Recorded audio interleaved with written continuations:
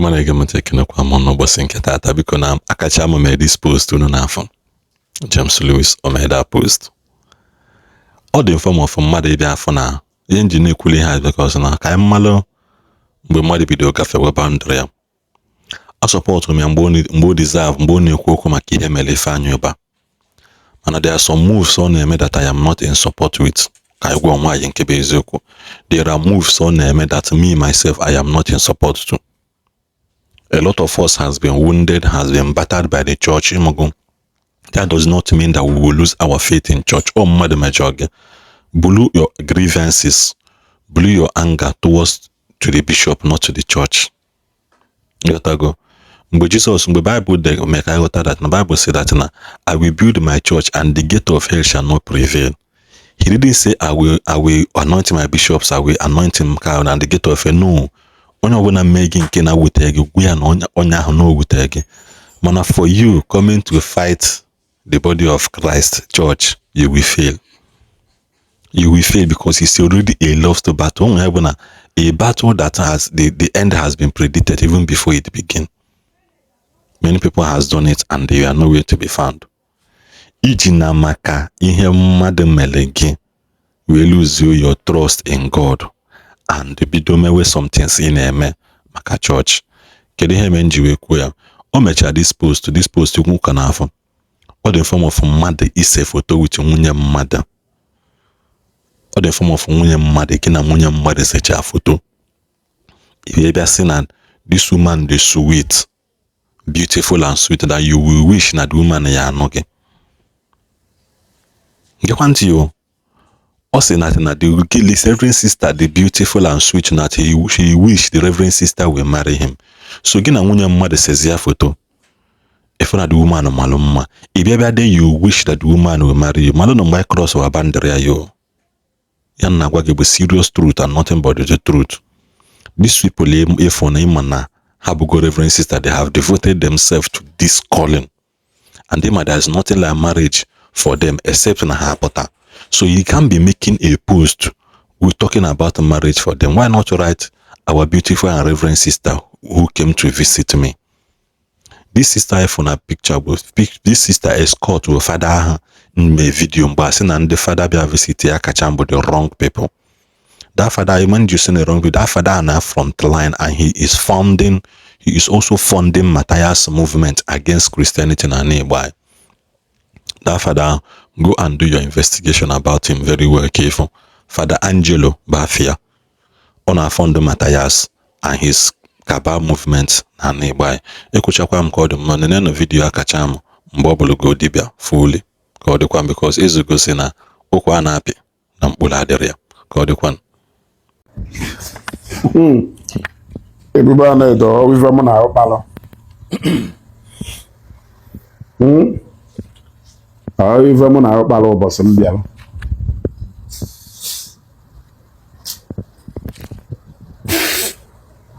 Anande umba, senye.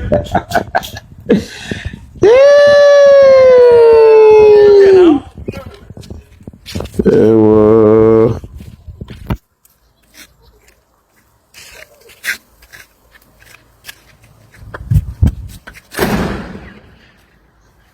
Àwọn wòlíì náà nyam medicine. Ele, soe. Obokoto. Obokoto bro. Ngwa. That one.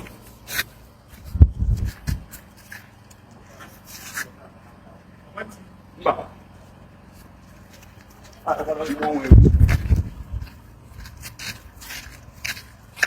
Àwọn wòlíì náà nyam medicine.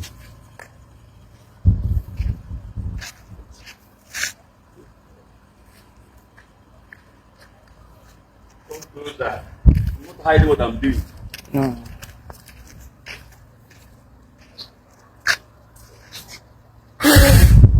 Hey, they know where they do that.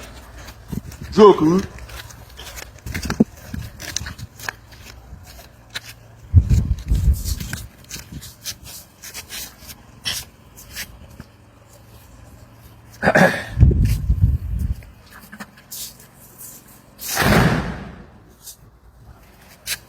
Hey, let's go. Wait for me. Then we win. Ele apaga o né? Eu tô nele apaga o dia. Apollo. Okay, better. Okay, matter me ka happy when anything. Nyawo nezi jake wole to.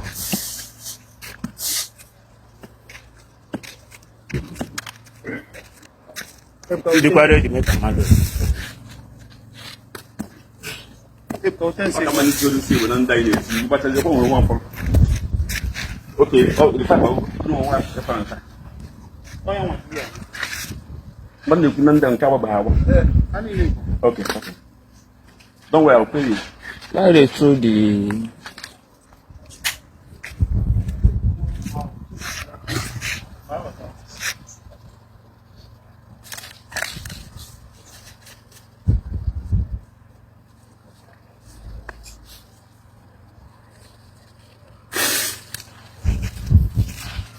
Don't know.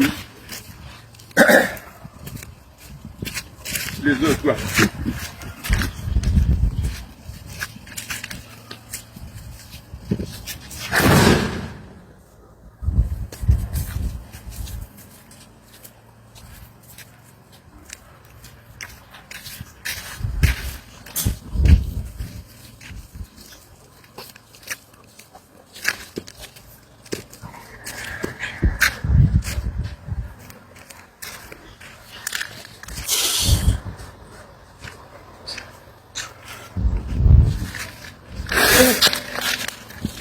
Ele. Do quoi? more.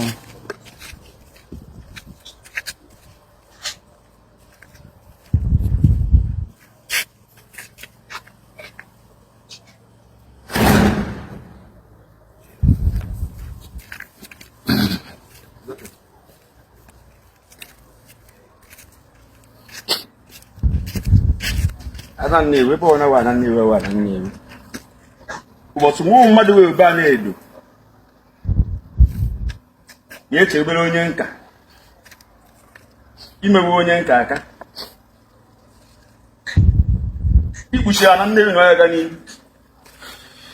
Asim kara nne we kpuchikwe mo.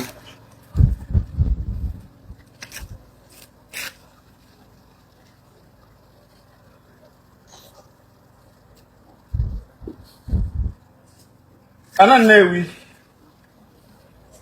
ozugbo esi na okwu elu ho ozugbo esi na iso ho wee kpokuru n'abanye oke ba kpọrọ m afọ ọjọọ izada and me gwa bụ ni buona come I'm done.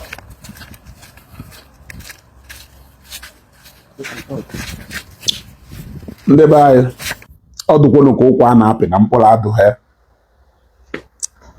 ọdụkwonu ka ụkwa a na-apị na mkpụrụ adụghị